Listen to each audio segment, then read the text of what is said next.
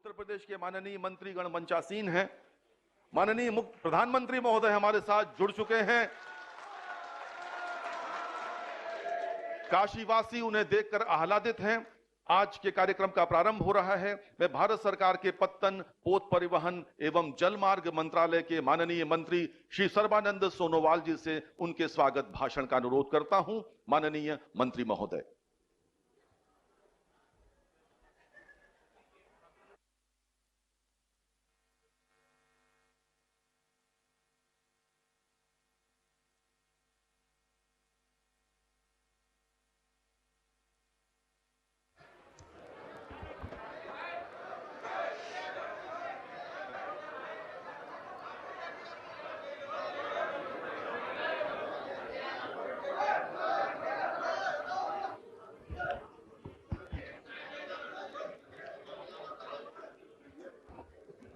नमस्कार।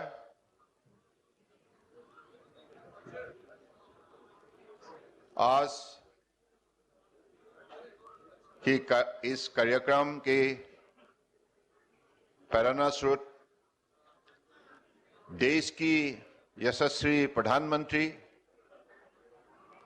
और हम सबके अति प्रिय नेता परम आदरणीय नरेंद्र मोदी जी, उत्तर प्रदेश की माननीय मुख्यमंत्री योगी आदित्यनाथ जी,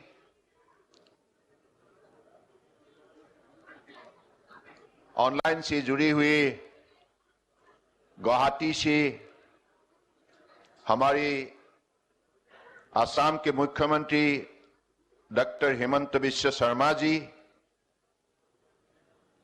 बिहार की उप मुख्यमंत्री जो पटना से जुड़े हुए तेजस्वी यादव जी,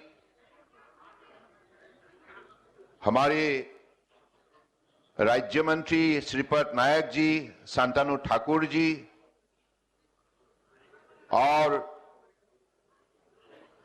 उत्तर प्रदेश की परम आदरणीय मंत्रीगण, सांसदगण, विधायकगण और बिहार, वेस्ट बंगाल, असम की परम आदरणीय मंत्रीगण, सांसदगण, विधायकगण और मेरे प्यारे भाइयों और बहनों और हमारे पत्रकार बंधु, सबसे पहले मैं आप सबको इस पवित्र नगरी में स्वागत करता हूं। भगवान शिव जी का ये पवित्र नगरी है। ये पावन अवसर पर हम लोग सब एकत्रित हुए हैं। हमारे देश की आदर्शवादी नेता प्रधानमंत्री मोदी जी के नेतृत्व में आज देश दुनिया की एक सर्वश्रेष्ठ राष्ट्र बनने जा रहा है और इसी अवसर पर हम लोगों ने एक नई कदम मोदी जी के मार्गदर्शन से, उनकी दिखाई हुई दिशा से आप शुरू होने जा रहा है। आप सबको मालूम है पिछले 8 साल के अंदर देश की में बसे हुए जलमार्ग को शक्ति देने का और इस जलमार्ग के जरिए देश को आगे बढ़ाने का जो मोदी जी ने कदम उठाई है, इसके वजह से आज हमें ये सुनहरा मौका मिला है कि गंगा को ब्रह्मपुत्र से जोड़ने का, बांग्लादेश होकर ये जो सफर, ये कोई मामूली सफर नहीं है। ये सफर में हमें कई रास्ता दिखाई देती है, हमें कई मौका इस देशवासियों को देने में ये सफर तय करती है। खास करके एक तो जलमार्ग में बसे हुए शक्ति, संपदा और संभावना को उजागर करना और इसके जरिए देशवासियों को अपने अर्थव्यवस्था को मजबूत बनाने के लिए मौका देना सही दिशा देना और दूसरे पड़ोसी राष्ट्र से जलमार्ग के जरिए हमारे दोस्ती को बढ़ावा देना और माननीय प्रधानमंत्री जी के जो सपने हैं एक्ट ईस्ट पॉलिसी के जरिए उत्तर पूर्व को भारत की अलग अलग राज्यों से मजबूती से जोड़ना और उत्तर पूर्व जो पिछली सरकार ने कभी भी ध्यान नहीं देते थे, सबसे पिछली इलाका के रूप में जाने जाते थे, उसी इलाका को शक्ति देने का जो उन्होंने एक्ट ईस्ट पॉलिसी के जरिए सपना देखा था, आज इस सफर ने उस सपने को भी साकार कर रहे हैं। तो मुझे लगता है कि ये हमारे लिए बहुत बड़ा उपलब्धि है। आज का दिन दुनिया की रिवर क्रूज के इतिहास में लिखा जाएगा, क्योंकि ये दुनिया का सबसे लंबे सफर है। 3200 किलोमीटर का ये लंबे सफर सफल रूप से इसको संपूर्ण किया जाएगा। देशवासियों के सहयोग से उत्तर प्रदेश, बिहार, झारखंड, वेस्ट बंगाल, बांग्लादेश होकर असम, यानी कि इस सफर के जरिए सिर्फ एक हमारे पर्यटन की ही रास्ता खुलेगा ऐसा नहीं, व्यापार वाणिज्य का भी रास्ता खुलेगा, किसानों को भी एक अपने अर्थव्यवस्था को मजबूत बनाने के लिए मौका मिलेगा और विद्यार्थियों को अलग अलग खास करके जलमार्ग के क्षेत्र में जो भी हमें कौशल चाहिए, इस कौशल को हासिल करके रोजगार इसमें निकालने के लिए उनको भी एक बहुत बड़ा मौका मिलेगा और हमारे भारत को दुनिया में ब्रांडिंग करने के लिए हमारे 5000 साल पुराने सभ्यता, संस्कृति और आध्यात्मिक शक्तियों का ताकत के बारे में दुनिया की मानव समाज को भी ये दिखाने का एक सुनहरा मौका मिलेगा।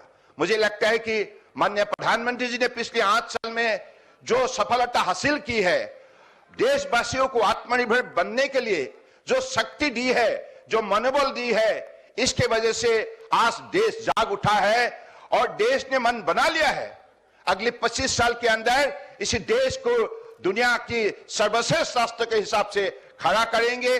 और आपके लिए मैं ये बताते हुए मुझे खुशी होती है कि ये जो जहाज, ये आत्मनिर्भर भारत का ही नमूना है, क्योंकि ये जहाज देश के अंदर बनी है, ये विदेश से हम लोग नहीं खरीदा है।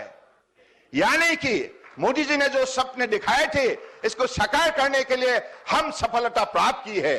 तो मुझे लगता है ये आज हमारे सबके लिए बड़े स्मरणीय दिन है, ऐतिहासिक पल है और हम अपने देश को कैसे दुनिया के सर्वश्रेष्ठ राष्ट्र के हिसाब से हम खड़ा के, इसके लिए हम सब प्रतिबद्ध होना जरूरी है।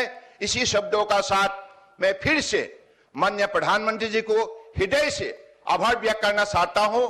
आपने जो शक्ति दी है, इसके वजह से भारत सरकार की हर मंत्रालय देश की जनताओं का साथ मिलकर आज जिस हिसाब से देश को मजबूत बनाने में लगे हुए हैं, देश के विकास को तेज से आगे ले जाने के लिए आप लगे हुए हैं।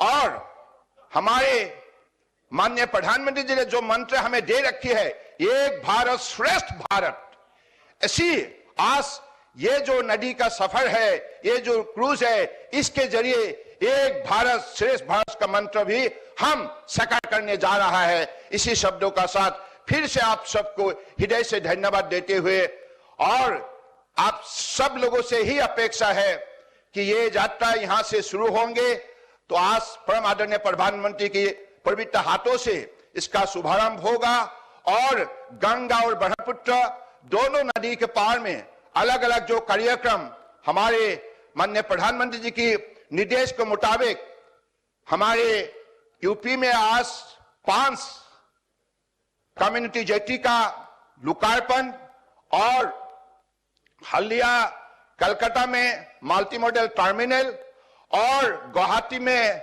Maritime skill development centre for north east का लोकार्पण होंगे। और साथ साथ में बिहार में 5 जेटी का आज शिलान्यास होगा और गुवाहाटी में भी पांडु में ship repairing centre, elevated corridor का भी आज शिलान्यास होगा।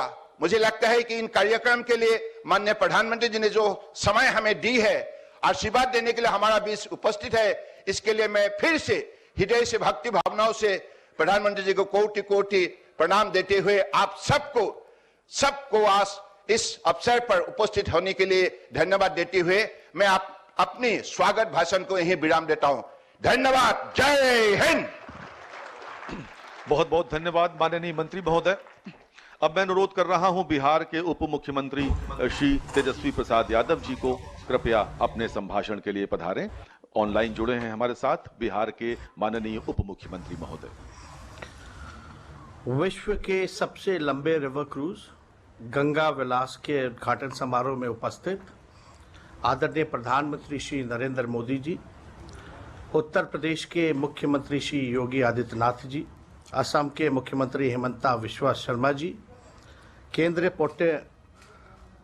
परिवहन एवं जलमार्ग मंत्री श्री सर्बानंद सोनोवाल जी, माननीय मंत्री श्री पाल यसो नायक जी, माननीय मंत्री श्री शांतनु ठाकुर जी, कार्यक्रम में उपस्थित विभिन्न विभागों के सभी अधिकारीगण, सांसद महोदय, विधायकगण, सभी जनप्रतिनिधि, मीडिया और साथी, मकर संक्रांति के अवसर पर सर्वाधिक पवित्र और पौषातिक नगरी काशी से विश्व के सबसे लंबे रिवर क्रूज गंगा विलास की शुरुआत हो रही है।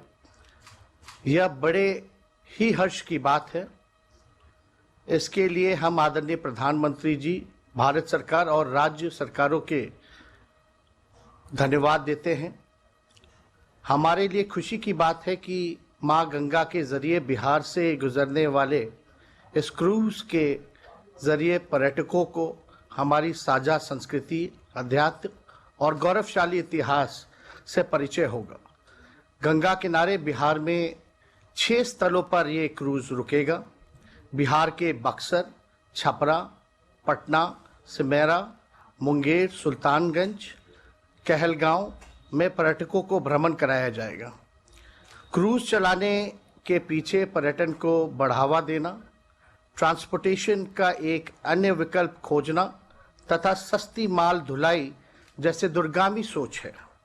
बिहार सरकार ने आगमन बिंदुओं पर क्रूज सवार पर्यटकों का परंपरागत स्वागत करने, ऐतिहासिक स्थल दिखाने एवं बिहार के नदी मार्ग को सुरक्षित एवं बाधा रहित बनाने हेतु उनके अनेक कदम उठाने का काम किया है। यात्रा को सुगम एवं गतिमान बनाने के लिए मार्ग के सभी जिलों के स्तर पर एक नोडल अधिकारी बनाए गए हैं।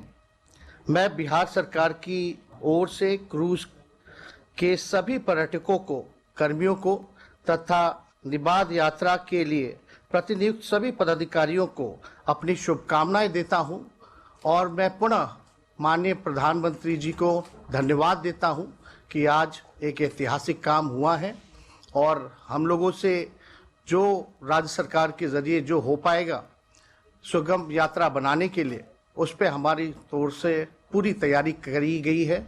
और यही चंद शब्दों के साथ सभी लोगों को शुभकामनाएं देते हुए अपनी बात को मैं विराम देता हूं। बहुत बहुत धन्यवाद। जय हिंद, जय बिहार। धन्यवाद माननीय उप मुख्यमंत्री महोदय। और अब मैं अनुरोध कर रहा हूं आसाम के माननीय मुख्यमंत्री श्री हिमंता बिस्वा शर्मा से कृपया अपना भाषण दें। माननीय हिमंता बिस्वा शर्मा जी।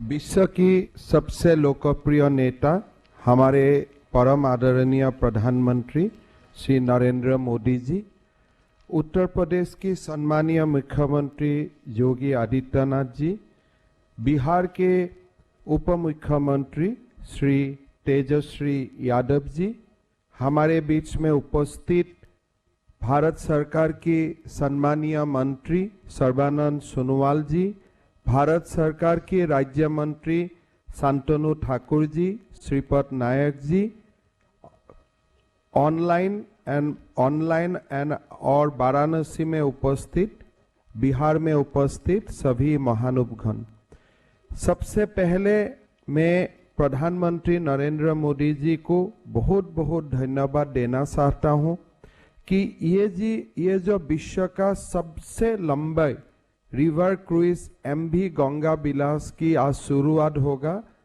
काशी से। ये रिवर क्रूज का साथ आसाम को भी जोड़ने का जो सिद्धांत हुआ, इसके लिए मैं प्रधानमंत्री जी को बहुत बहुत धन्यवाद देना चाहता हूं। साथ में आज हमारे पांडु पोर्ट में जहाज मरम्मती का सुविधा और साथ में एक अच्छा एलिवेटेड रोड का कल्पना, साथ में मैरीटाइम स्किल डेवलपमेंट सेंटर का भी उद्घाटन होगा। मैं भारत सरकार की मंत्री और हमारे परम आदरणीय श्री सर्बानंद सोनोवाल जी को धन्यवाद देना चाहूंगा। आज जो ये रिवर क्रूज का शुरुआत होगा, ये काशी से डिब्रूगढ़ तक पहुंचेगा। काशी का बाबा विश्वनाथ का साथ मां कामाख्या और परशुराम कुंड तक ये यात्रा का पूरा यात्रा होगा। इससे भारत का सभ्यता संस्कृति का दो बड़ी पीठस्थान का बीच में संयोग होगा। ये जो रिवर क्रूज होगा, ये रिवर क्रूज में जो यात्रीगण आएगा, हमारे अतिथिगण आएगा, ये अतिथिगण को माँ कामाख्या का दर्शन करने का सौभाग्य मिलेगा। हमारा गौरव काजीरंगा को देखने का सौभाग्य मिलेगा।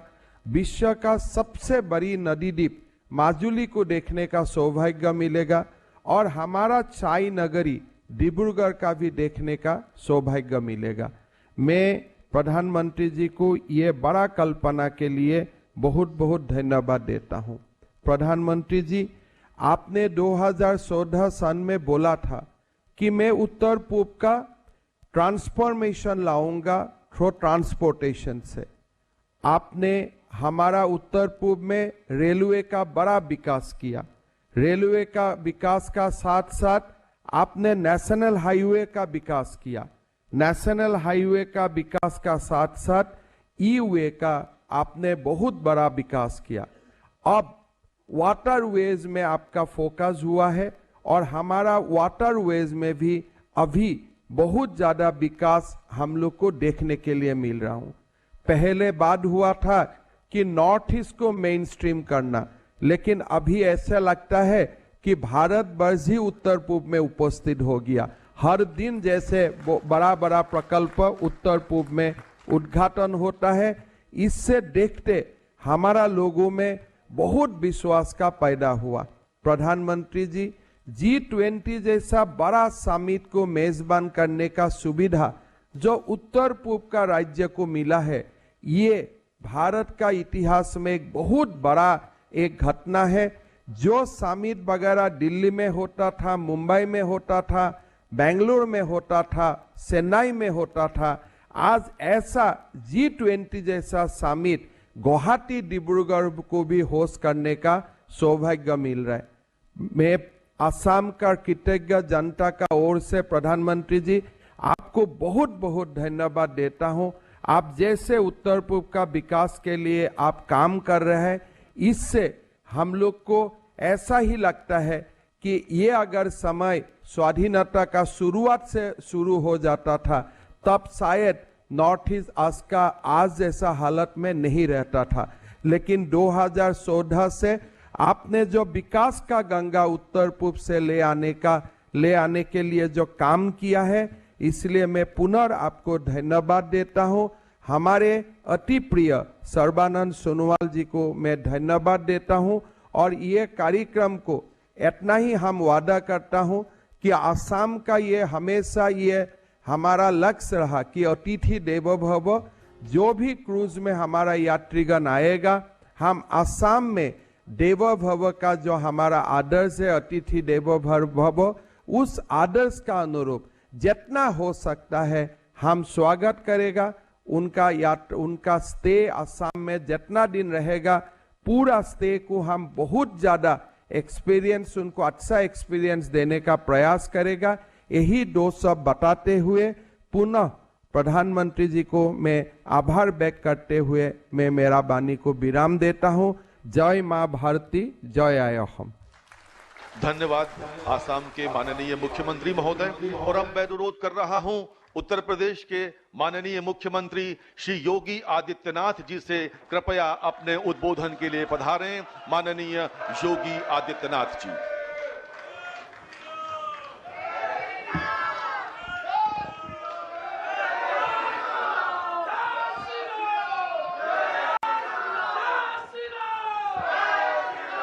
नमः पार्वती पतिये हर हर।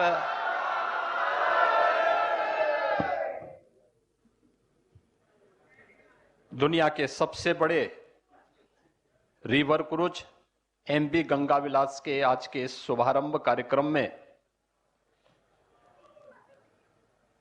हम सबका मार्गदर्शन कर रहे देश के यशस्वी प्रधानमंत्री आदरणीय श्री नरेंद्र मोदी जी, केंद्रीय पोत परिवहन, जलमार्ग व आयुष मंत्रालय के मंत्री माननीय श्री सर्बानंद सोनोवाल जी, आज के इस कार्यक्रम में वर्चुअली हम सब के साथ जुड़े हुए असम के माननीय मुख्यमंत्री श्री हेमंत बिश्व शर्मा जी, बिहार के माननीय उप मुख्यमंत्री श्री तेजस्वी यादव जी, केंद्रीय मंत्री माननीय श्री श्रीपाद यसो नायक जी, माननीय श्री शांतनु ठाकुर जी, उत्तर प्रदेश सरकार के मेरे सहयोगी मंत्रीगण श्री अनिल राजभर जी, श्री रविंद्र जायसवाल जी, श्री दयाशंकर मिश्र दयालु जी, वाराणसी के माननीय विधायकगण श्री नीलकंठ तिवारी जी, श्री सौरभ श्रीवास्तव जी, आज के इस कार्यक्रम में उपस्थित भारत सरकार के सभी अधिकारीगण और इस दुनिया के सबसे बड़े रिवर क्रूज के माध्यम से एक ऐतिहासिक यात्रा के लिए निकल रहे वे सभी अतिथि जो स्वीडन से बाबा विश्वनाथ के इस पावन धरा पर उपस्थित हुए हैं और 51 दिन की इस यात्रा में आगे चल रहे हैं, जिसे कुछ ही देर में आदरणीय प्रधानमंत्री जी शुभारंभ करने जा रहे हैं, उन सभी अतिथियों का, आप सभी महानुभावों के साथ ही मैं सबसे पहले काशी के लोकप्रिय सांसद और देश के यशस्वी प्रधानमंत्री जी का हृदय से स्वागत करता हूं, आप सबकी ओर से अभिनंदन करता हूं। आज का दिन हम सब के लिए अत्यंत महत्वपूर्ण दिन है। विगत 8 वर्षों में बदलते हुए भारत को दुनिया ने देखा है। काशी ने एक नई यात्रा प्रारंभ की है। दुनिया की सबसे प्राचीन नगरी, दुनिया की भारत की आध्यात्मिक और सांस्कृतिक राजधानी के रूप में विख्यात काशी विगत 8 वर्ष में अपनी इस विरासत की धरोहर को संरक्षित रखते हुए आदरणीय प्रधानमंत्री जी के मार्गदर्शन और नेतृत्व में एक नई काया और कलेवर के साथ वैश्विक मानचित्र पर उभरी है।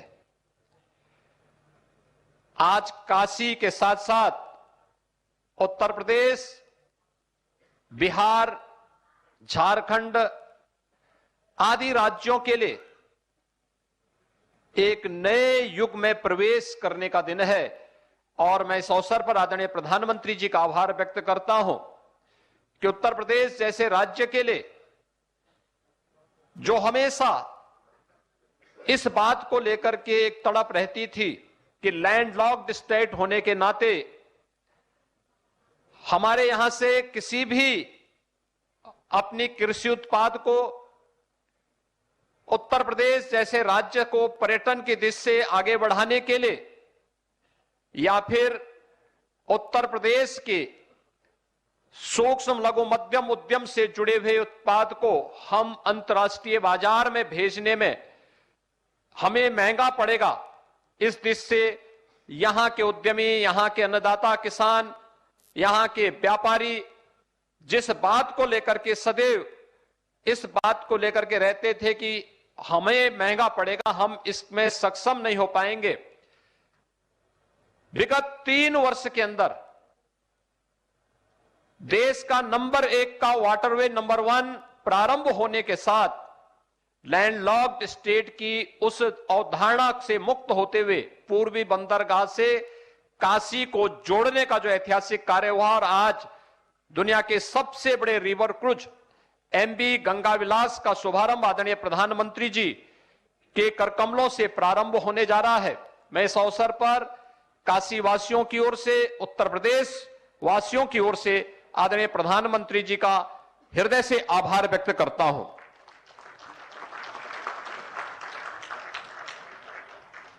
हम सब इस बात को जानते हैं कि एक नए पर्यटन की शुरुआत है। पिछले 3 दिनों से एमबी गंगा विलास से आए हुए यात्रियों ने काशी और उसके आसपास के क्षेत्रों का भ्रमण किया। एक एक बात को लेकर के बड़ी गंभीरता और गहराई के साथ जानने की एक उत्सुकता थी और काशी विश्वनाथ धाम का कल का कार्यक्रम जो इस सबसे बड़े रिवर क्रूज से जुड़े हुए यात्रियों के स्वागत सम्मान के लिए कल आयोजित किया गया था, वो अपने आप में एक ऐतिहासिक रहा है।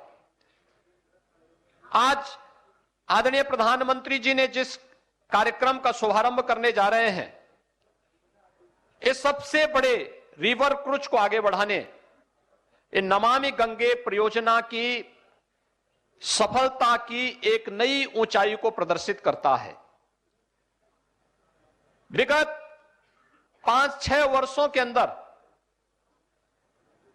मां गंगा ने जो कभी जिस गंगा के जल को स्नान के बजाय आचमन की बात तो दूर, आज स्नान करने लायक भी आज से 8 वर्ष पहले लोगों के मन में आशंकाएं उठती थी, आज हम देख सकते हैं नमामि गंगे परियोजना ने सफलता की जिन नई ऊंचाइयों को छूते हुए आगे बढ़ा है, आज उसी का परिणाम है कि एक और प्रयागराज में 2019 में प्रयागराज कुंभ की सफलता नमामि गंगे की सफलता के कारण एक नई ऊंचाई को छूता हुआ दिखाई दिया था।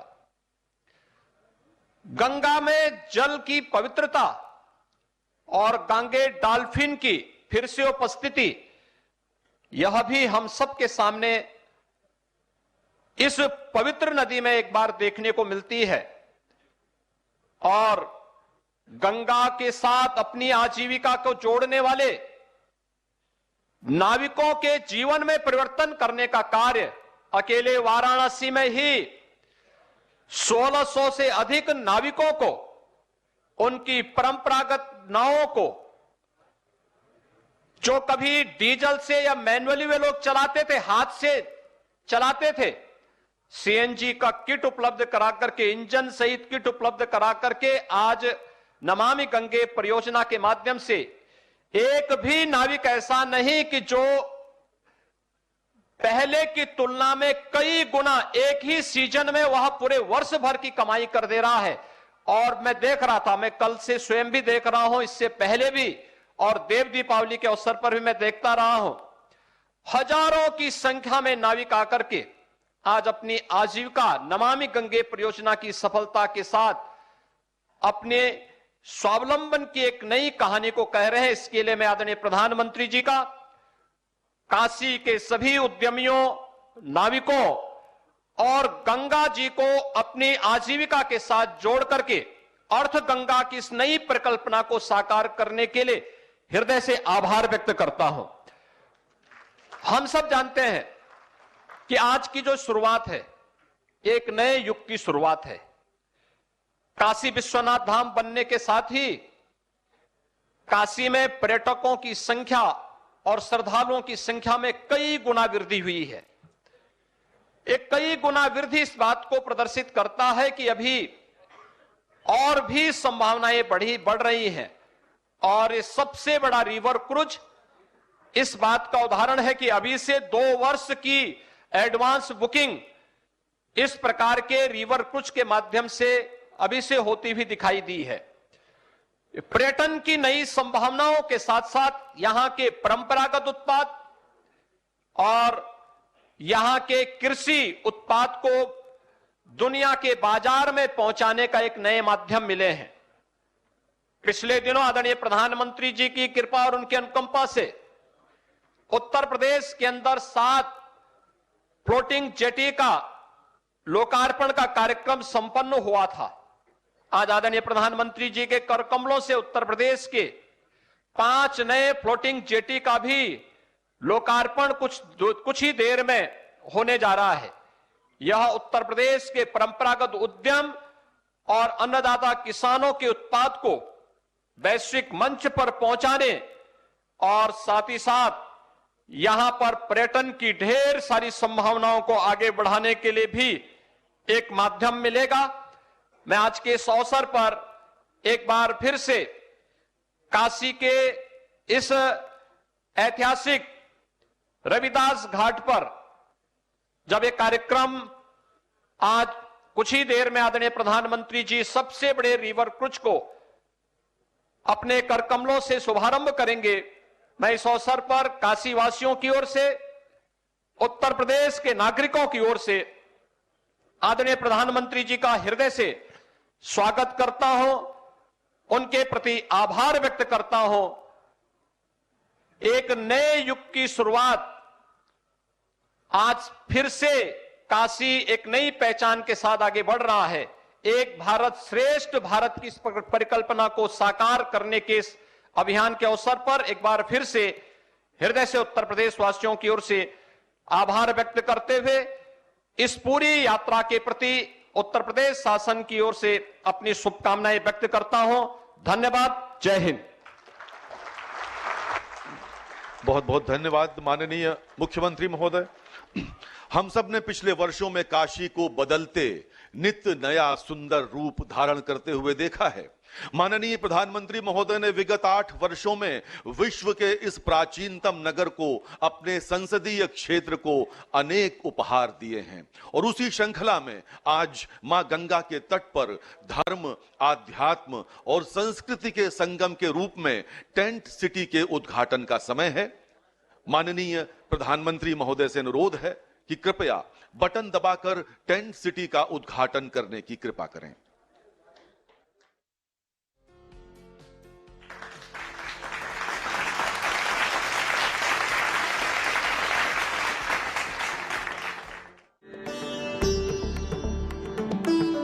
विश्व की सबसे प्राचीन जीवंत नगरी वाराणसी, जो जानी जाती है पवित्र गंगा नदी के आंचल में बसते कई सारे घाट और गलियों से। सांस्कृतिक विरासत से समृद्ध भारत की ये आध्यात्मिक राजधानी नए भारत के आधुनिक इंफ्रास्ट्रक्चर से भी सुसज्जित हो रही है। माननीय प्रधानमंत्री जी के मार्गदर्शन में वाराणसी में पर्यटन के नए नए आयाम स्थापित हुए हैं, जिससे पर्यटकों की संख्या में अत्यधिक वृद्धि हुई है। इसे ध्यान में रखते हुए वाराणसी में अब हो रहा है हॉस्पिटलिटी के नए युग का आरंभ।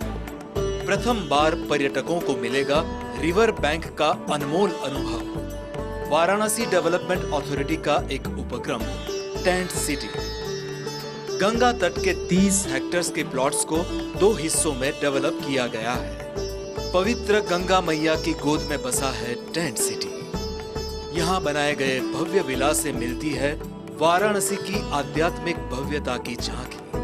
कुल 600 से अधिक टेंट्स की क्षमता वाले टेंट सिटी में है 4 प्रकार के अलग अलग स्तर के कॉटेजेस, 800 मेहमानों की स्वागत क्षमता युक्त कॉन्फ्रेंस फैसिलिटी, कैफे और डाइनिंग हॉल की सुविधा, शाकाहारी तथा शराब मुक्त परिसर, स्वच्छता पर विशेष ध्यान, पर्यटकों को घाट से लाने और ले जाने के हेतु नौका सेवा, घाटों से नौका द्वारा केवल 10-15 मिनट की दूरी, उत्कृष्ट कोटि की सुविधाएं, अतिथि सत्कार के सर्वोच्च मानदंडों का पालन और पैकेज के विविध विकल्प, जिससे होती है आध्यात्मिक वैभव की अनुभूति। टेंट सिटी का निर्माण होने से देश विदेश से बड़ी संख्या में पर्यटक इसका लाभ पाएंगे, जिससे वाराणसी के पर्यटन विकास को बढ़ावा मिलेगा।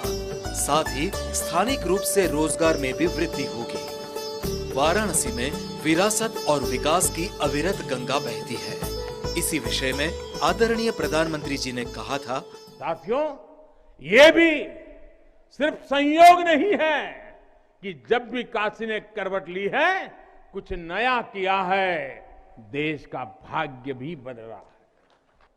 काशी में चल रहा विकास का महायज्ञ आज एक नई ऊर्जा को प्राप्त कर रहा है।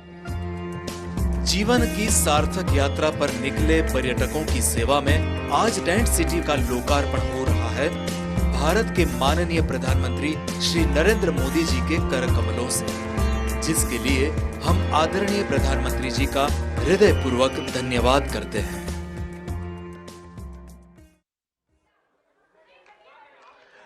माननीय प्रधानमंत्री महोदय भारत को एक विश्व शक्ति के रूप में विकसित करने को दृढ़ संकल्पित हैं। उनके मार्गदर्शन में चल रहे गति शक्ति एवं अर्थ गंगा कार्यक्रमों को मूर्त रूप प्रदान करने में भारत सरकार का पत्तन, पोत परिवहन एवं जल मार्ग मंत्रालय भी कटिबद्ध है। इसी क्रम में मैं माननीय प्रधानमंत्री महोदय से अनुरोध करूंगा कि कृपया बटन दबाकर हल्दिया मल्टी मॉडल टर्मिनल एवं उत्तर प्रदेश की 4 सामुदायिक जेटीज का लोकार्पण तथा बिहार की 5 सामुदायिक जेटीज का शिलान्यास करने की कृपा करें।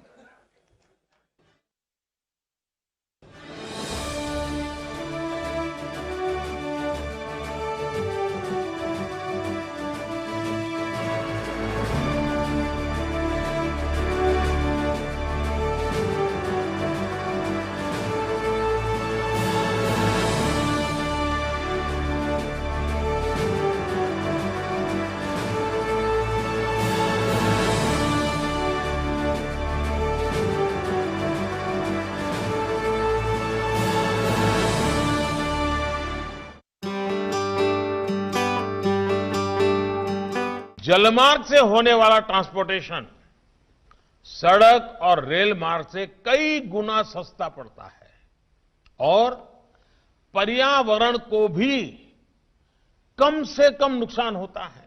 भारत में अनेक नदियां बहती हैं जो जल परिवहन के लिए उपयुक्त हैं। इसी के आधार पर प्रधानमंत्री जी ने भारत में नदियों पर जलमार्ग की अवधारणा की है, जो देश के कई भागों को जलमार्गों के द्वारा जोड़ने में सफल हुआ है।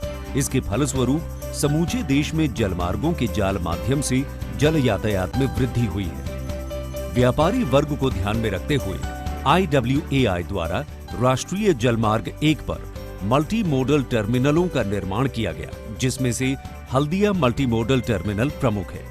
हुगली नदी के तट एवं बंगाल की खाड़ी के मुहाने पर 607.73 करोड़ रुपए की लागत से बना हल्दिया मल्टी मॉडल टर्मिनल अपनी बेजोड़ भौगोलिक स्थिति एवं लाभदायक व्यापारिक परिदृश्य के कारण विशेष स्थान रखता है।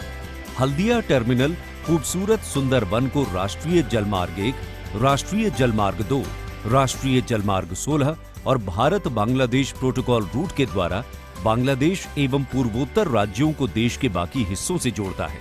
अतः ये टर्मिनल एक अंतरराष्ट्रीय गेटवे है। 61 एकड़ में फैले हल्दिया टर्मिनल की वार्षिक कार्गो हैंडलिंग क्षमता 3.07 मिलियन मैट्रिक टन है। 465 मीटर लंबा, 30 मीटर चौड़ा, 800 मीटर लंबा एवं 8.4 मीटर चौड़ा कवर्ड कन्वेयर गैलरी है। इससे फ्लाई ऐश, कोयला, स्टोन चिप्स एवं कई अन्य स्थानीय उत्पादों के निर्यात में आसानी होगी। साथ ही विश्व के विभिन्न कोनों से आयात को सुगम किया जा सकेगा। इसका मुख्य लाभ भारत के पूर्वोत्तर राज्यों को मिलेगा। माननीय प्रधानमंत्री श्री नरेंद्र मोदी के कर कमलों द्वारा आज हल्दिया मल्टी मॉडल टर्मिनल का उद्घाटन किया गया।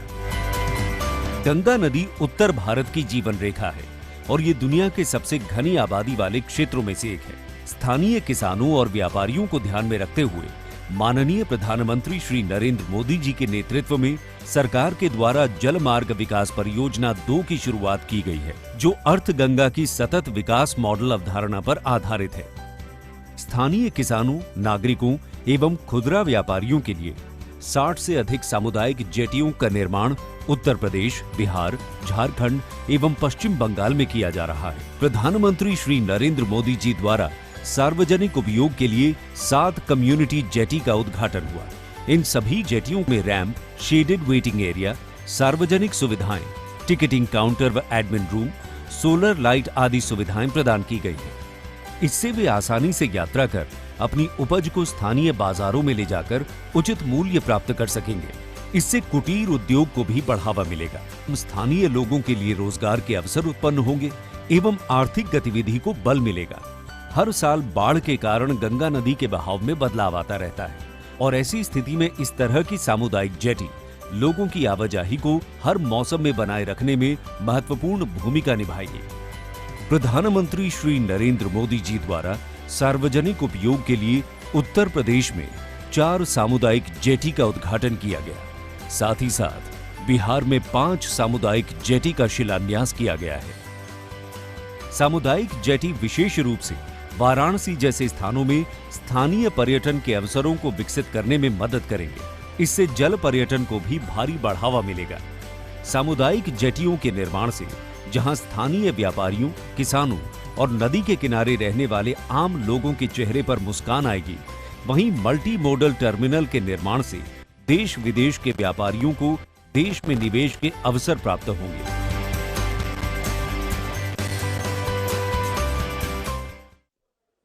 परिवहन के पारंपरिक साधन जैसे सड़क मार्ग या रेल मार्ग कहीं न कहीं पर्यावरण को हानि पहुंचाते हैं और माननीय प्रधानमंत्री महोदय ने सदैव पर्यावरण की दृष्टि से संतुलित विकास को ही प्राथमिकता दी है और इस दिशा में जल मार्ग को उपयोगी पाया है। माननीय प्रधानमंत्री महोदय से अनुरोध है कि कृपया बटन दबाकर आसाम के पांडु के शिप रिपेयर सेंटर तथा पांडु टर्मिनल को राष्ट्रीय राजमार्ग 27 से जोड़ने वाली एलिवेटेड रोड का शिलान्यास तथा गुवाहाटी में स्थित maritime skill centre for north east का लोकार्पण करने की कृपा करें। माननीय प्रधानमंत्री महोदय।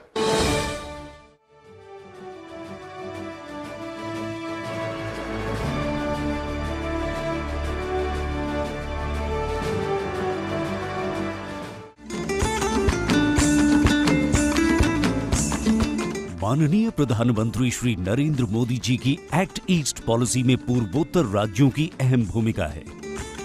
हमने पूर्वोत्तर के लिए एक्ट ईस्ट का संकल्प लिया है। यहां विकास की, टूरिज्म की इतनी संभावनाएं हैं। नॉर्थ ईस्ट की इन संभावनाओं पर अब काम हो रहा है। पूर्वोत्तर अब भारत के विकास का गेटवे बन रहा है। ब्रह्मपुत्र और बराक नदी पर विकसित किए गए राष्ट्रीय जल मार्ग 2 एवं 16 इस परिकल्पना की महत्वपूर्ण कड़ी है। ब्रह्मपुत्र नदी के दक्षिणी तट पर बसे गुवाहाटी के पास पांडु में एक मल्टी मॉडल टर्मिनल का निर्माण किया गया है।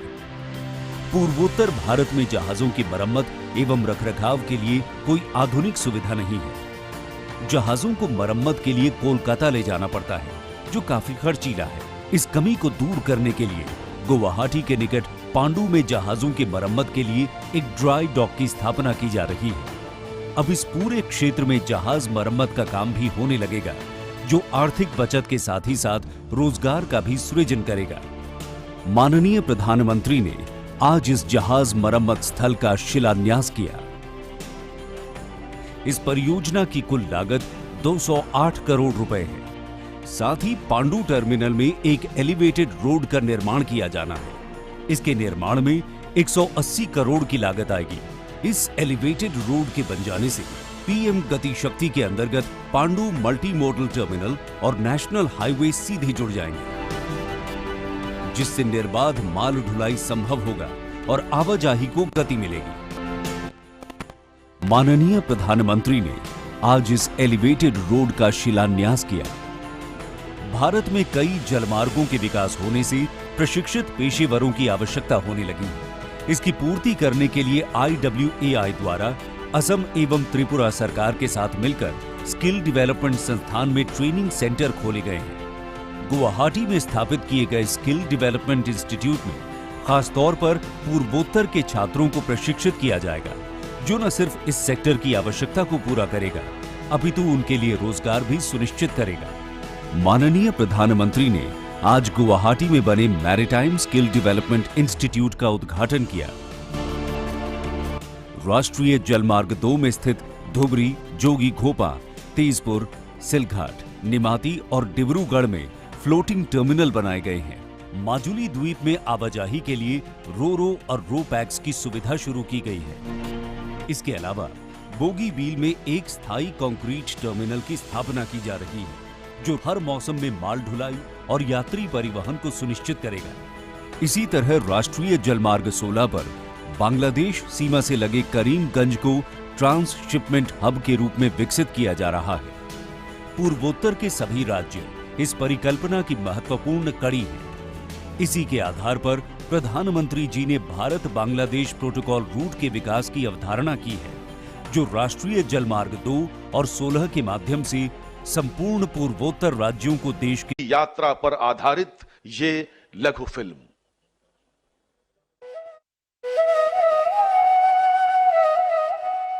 प्राचीन काल से ही भारत की नदियां न केवल जीवन का अनंत स्रोत रही हैं, बल्कि विश्वसनीय नौचालन मार्ग भी साबित हुई हैं।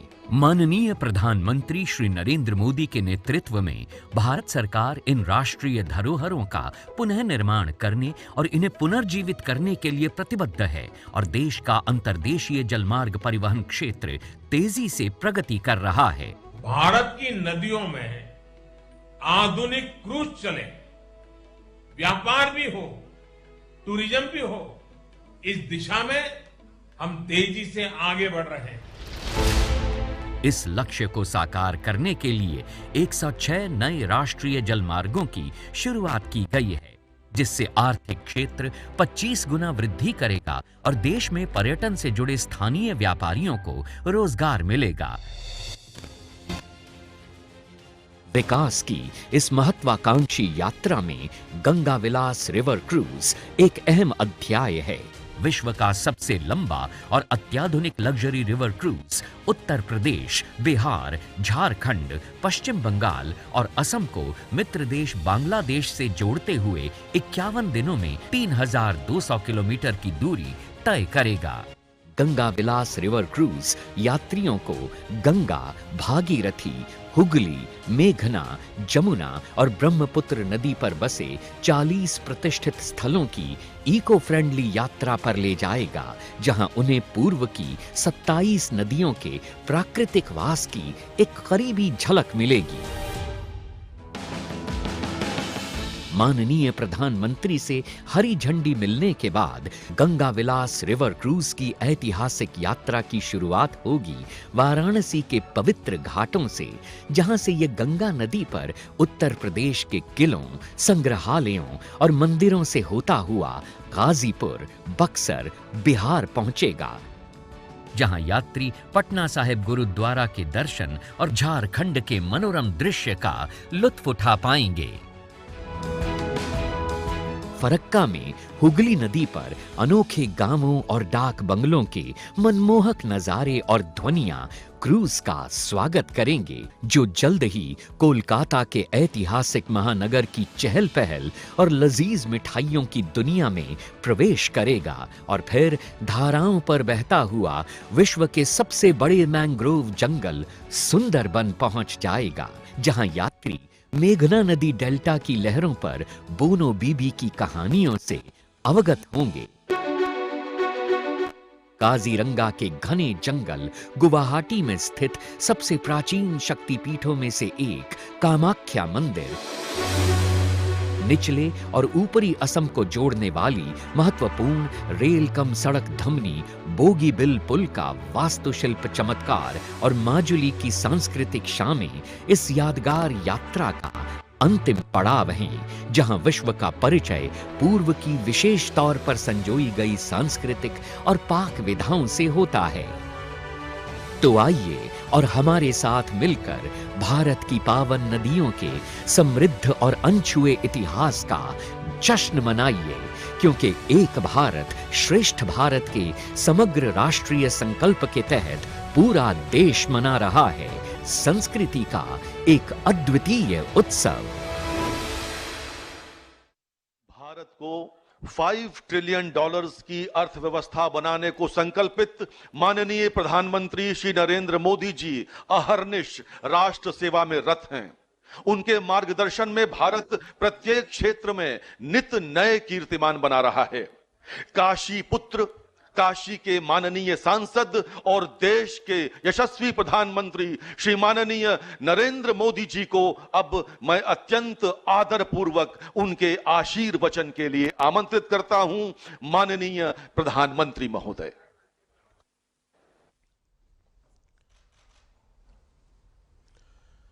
हर हर महादेव। कार्यक्रम में हमारे साथ जुड़े विभिन्न राज्यों के आदरणीय मुख्यमंत्री, उप मुख्यमंत्री, केंद्रीय मंत्रिमंडल के मेरे सहयोगीगण, टूरिज्म इंडस्ट्री के साथी, देश विदेश से वाराणसी पहुंचे टूरिस्ट, अन्य महानुभाव, देवी और सज्जनों, आज लोहड़ी का उमंग भरा त्योहार है। आने वाले दिनों में हम उत्तरायण, मकर संक्रांति, भोगी, बिहू, पोंगल जैसे अनेक विध पर्व भी मनाएंगे।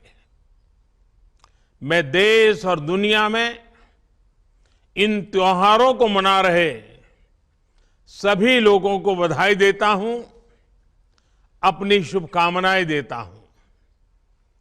साथियों, हमारे पर्वों, दान दक्षिणा, तप तपस्या, हमारे संकल्पों की सिद्धि के लिए हमारी आस्था, हमारी मान्यता का एक अपना महत्व है और इसमें भी हमारी नदियों की भूमिका महत्वपूर्ण है।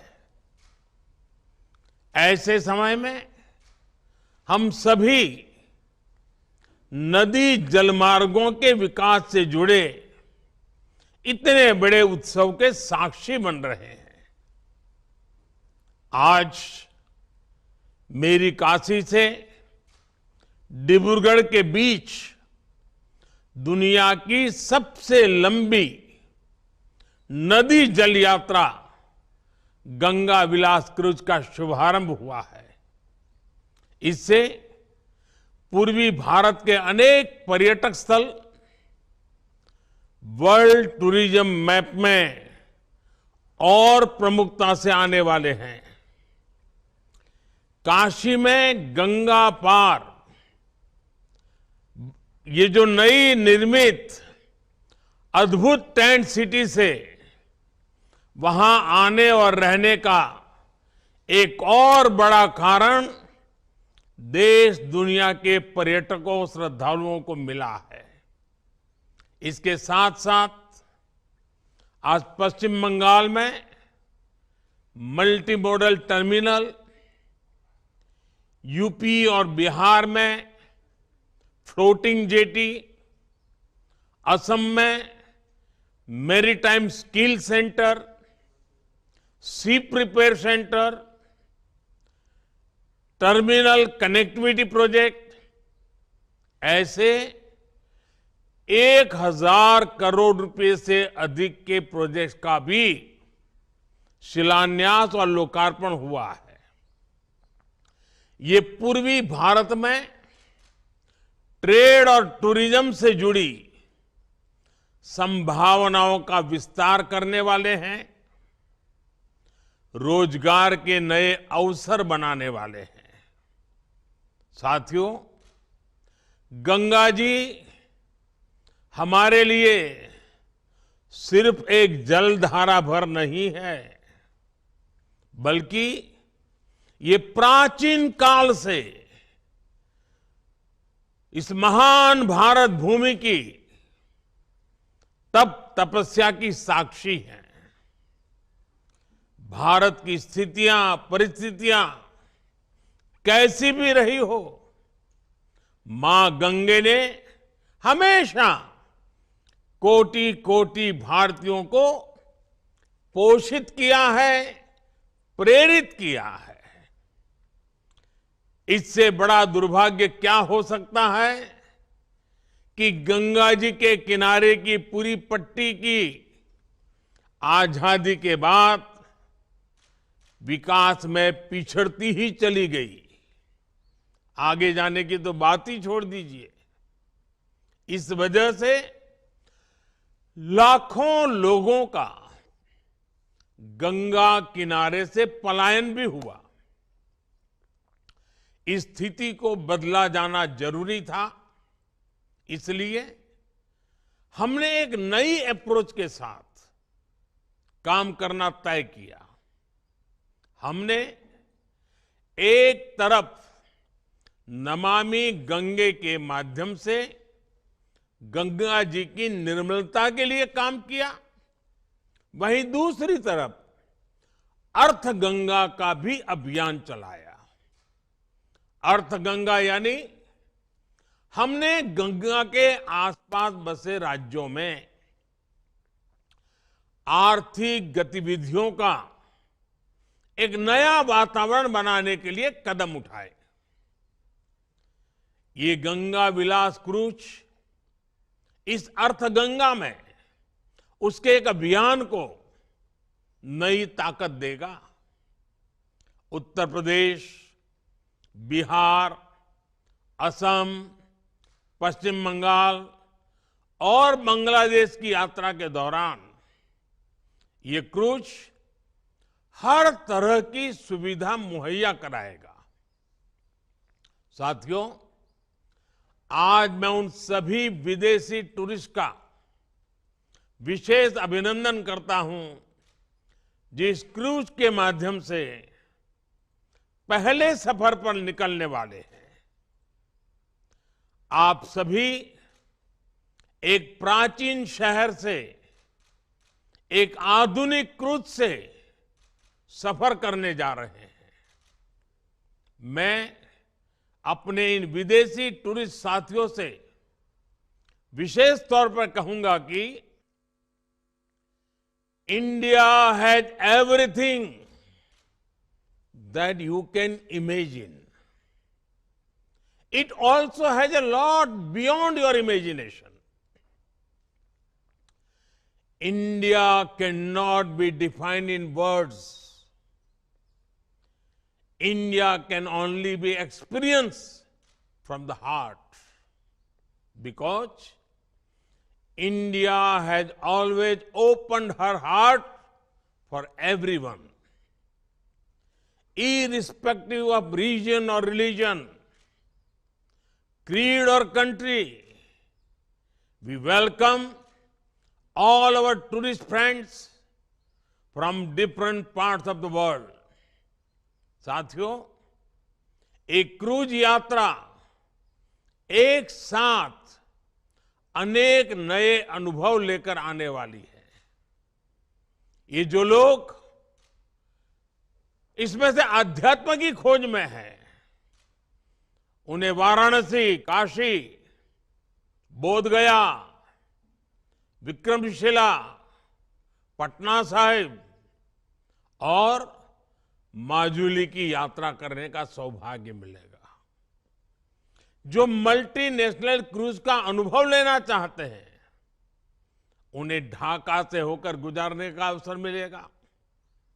जो भारत की नेचुरल डायवर्सिटी को देखना चाहते हैं, उन्हें ये क्रूज सुंदरवन और असम के जंगलों की सैर कराएगा। जिन लोगों की रुचि भारत में नदियों से जुड़े सिस्टम को समझने में है, उनके लिए यात्रा बहुत महत्वपूर्ण होगी, क्योंकि ये क्रूज 25 अलग अलग नदियां या नदी धाराओं से होकर गुजरेगी। और जो लोग भारत के समृद्ध खान पान का अनुभव लेना चाहते हैं, उनके लिए भी ये बेहतरीन अवसर है। यानी भारत की विरासत और आधुनिकता का अद्भुत संगम हमें इस यात्रा में देखने को मिलेगा। क्रूज टूरिज्म का ये नया दौर इस क्षेत्र में हमारे युवा साथियों को रोजगार, स्वरोजगार के नए अवसर भी देगा। विदेशी पर्यटकों के लिए तो ये आकर्षण होगा ही, देश के भी जो पर्यटक पहले ऐसे अनुभवों के लिए विदेश जाते थे, वे अब पूर्वी भारत का रुख कर पाएंगे। ये क्रूज जहां से भी गुजरेगा, वहां विकास की एक नई लाइन तैयार करेगा। क्रूज टूरिज्म के लिए ऐसी ही व्यवस्थाएं हम देश भर के नदी जलमार्गों में तैयार कर रहे हैं। शहरों के बीच लंबे रिवर क्रूज के अलावा हम अलग अलग शहरों में छोटे क्रूज को भी बढ़ावा दे रहे हैं। काशी में भी इस प्रकार की व्यवस्था अभी चल रही है। ये हर पर्यटक वर्ग की पहुंच में हो, इसके लिए बजट से लेकर लग्जरी क्रूज तक हर प्रकार की सुविधाएं देश में विकसित की जा रही हैं। साथियों, देश में क्रूज टूरिज्म और हेरिटेज टूरिज्म का ये संगम ऐसे समय में हो रहा है जब भारत में पर्यटन का एक बुलंद दौर शुरू हो रहा है। भारत की वैश्विक भूमिका जैसे जैसे बढ़ रही है, वैसे वैसे भारत को देखने, भारत को जानने और भारत को समझने की उत्सुकता भी बढ़ रही है। इसलिए बीते 8 वर्षों में हमने भारत में टूरिज्म सेक्टर के विस्तार पर विशेष बल दिया है। हमने अपने आस्था के स्थानों, तीर्थों, ऐतिहासिक स्थलों के विकास को भी प्राथमिकता बनाया है। काशी नगरी तो हमारे इन प्रयासों की साक्षात साक्षी बनी है। आज मेरी काशी की सड़कें चौड़ी हो रही हैं, गंगा जी के घाट स्वच्छ हो रहे हैं। काशी विश्वनाथ धाम का पुनर्निर्माण होने के बाद जिस प्रकार श्रद्धालुओं और पर्यटकों में उत्साह देखा जा रहा है, वो भी अभूतपूर्व है। बीते वर्ष जितने श्रद्धालु काशी आए हैं, उससे हमारे नाविकों, रेहड़ी ठेले रिक्शा वालों, दुकानदारों, होटल गेस्ट हाउस चलाने वालों, सभी को लाभ हुआ है। अब गंगा पार के क्षेत्र में इन नई टेंट सिटी काशी आने वाले श्रद्धालुओं को, पर्यटकों को एक नया अनुभव देगी। इस टेंट सिटी में आधुनिकता भी है, अध्यात्म भी और आस्था भी है। राग से लेकर स्वाद तक बनारस का हर रस, हर रंग इस टेंट सिटी में देखने को मिलेगा।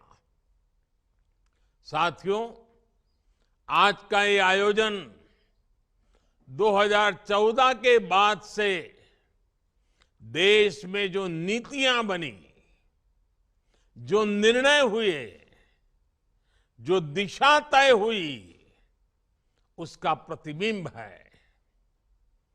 21वीं सदी का ये दशक भारत में इंफ्रास्ट्रक्चर के कायाकल्प का दशक है।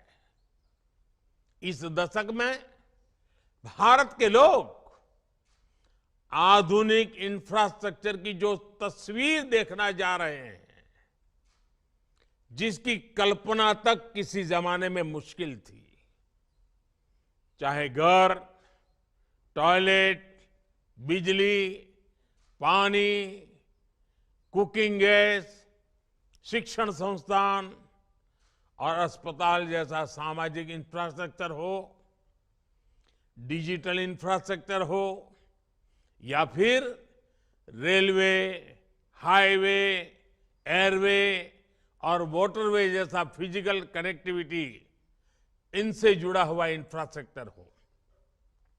ये आज भारत के तेज विकास का, विकसित भारत के निर्माण का सबसे मजबूत स्तंभ है।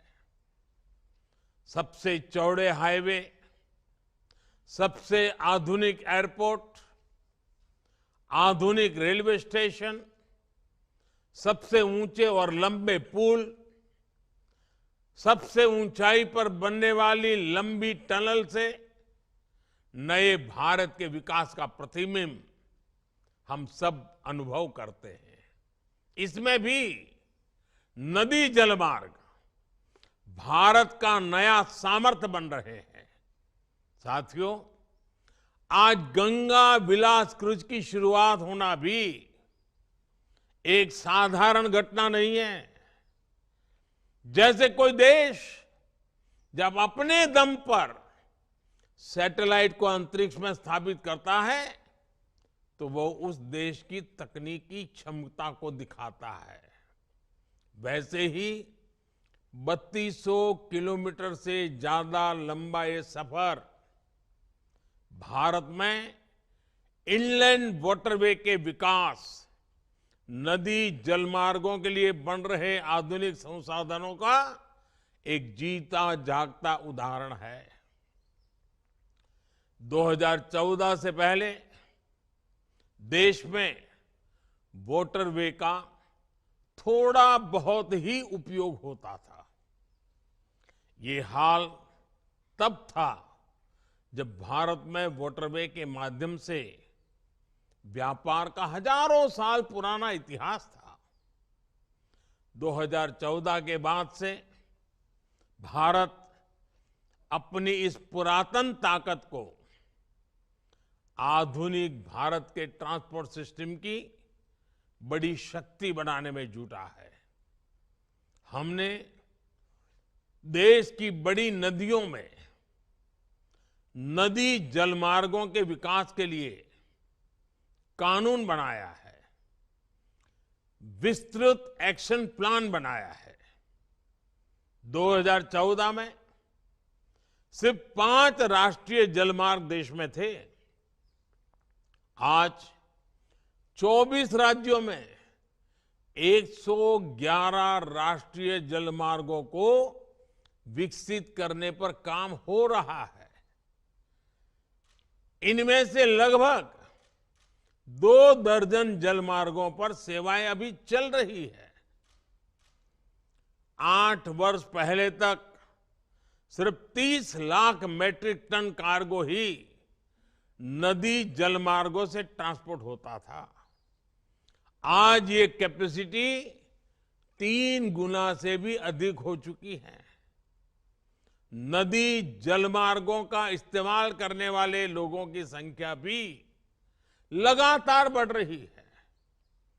इसमें भी गंगा पर बन रहा ये नेशनल वाटरवे पूरे देश के लिए एक मॉडल की तरह विकसित हो रहा है।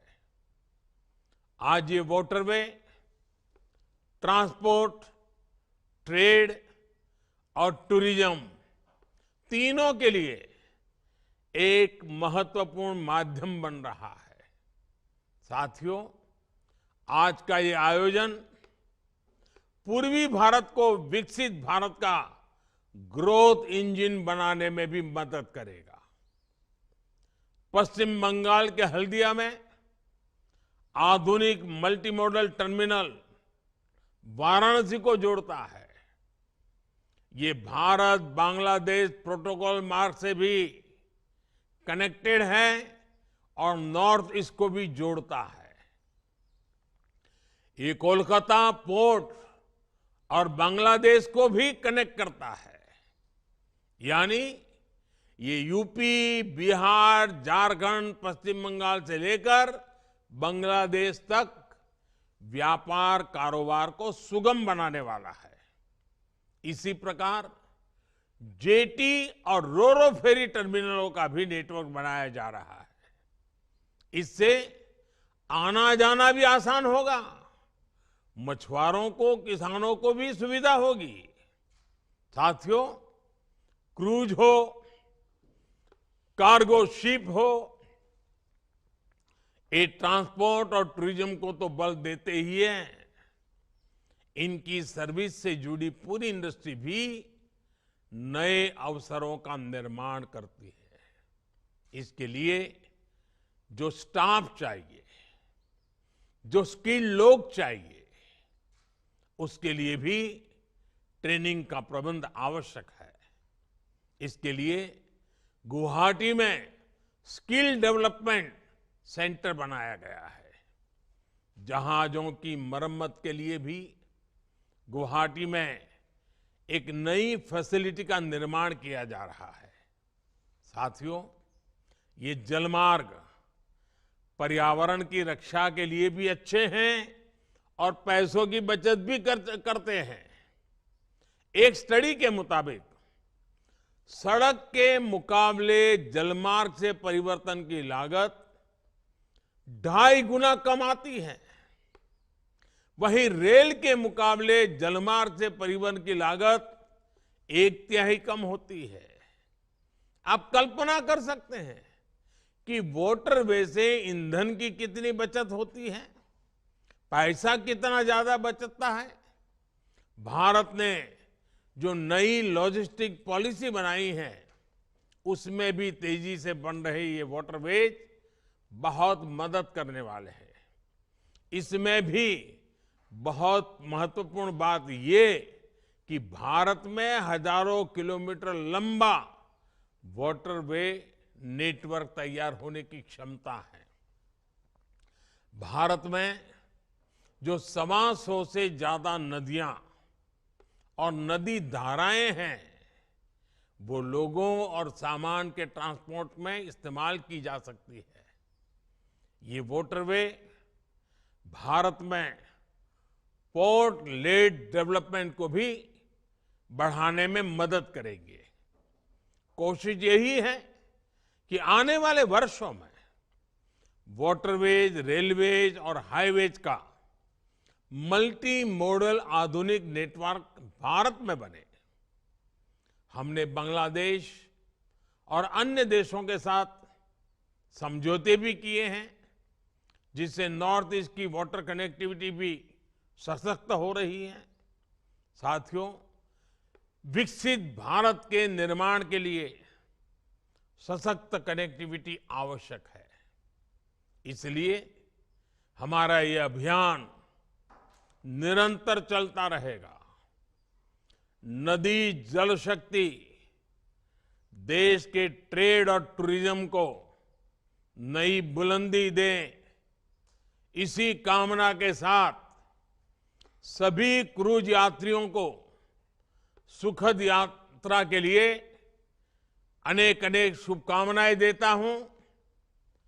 आप सबको बहुत बहुत धन्यवाद।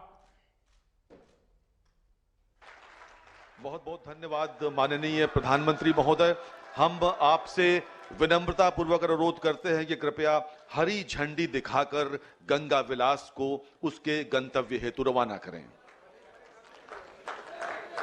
यह ऐतिहासिक दृश्य है। माननीय प्रधानमंत्री महोदय हरी झंडी दिखाकर गंगा विलास को उसके गंतव्य की ओर रवाना कर रहे हैं।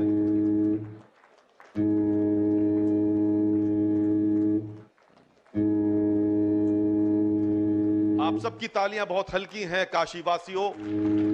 माननीय प्रधानमंत्री महोदय आपसे जुड़े हुए हैं, हरी झंडी दिखा रहे हैं और एमवी गंगा विलास अब डिब्रूगढ़ की ओर रवाना हो रहा है।